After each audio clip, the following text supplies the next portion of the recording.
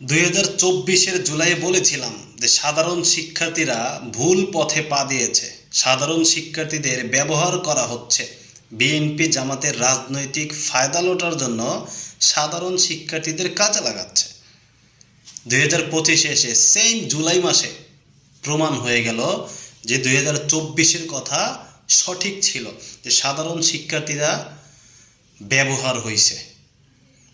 আজকে 1 বছরের মাথায় সেম জুলাই মাসে সাধারণ শিক্ষার্থীরা আবার রাজপথে, কিন্তু সাধারণ শিক্ষার্থীদের কাজে লাগিয়ে যে টোকাইগুলা নেতা হইছে তারা আজকে বিভিন্ন ডিস্ট্রিক্টে ঘুরে ঘুরে রাজনৈতিক প্রচারণা করতেছে।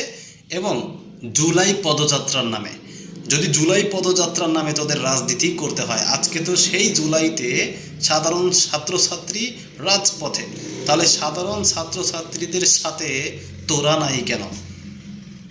সাধারণ শিক্ষার্থী, এই জবাব তোমরা যদি নিতে না পারো, তোমাদের লাইফের ব্যর্থতা, এর থেকে বড় কোনো ব্যর্থতা আর হইতে পারে না।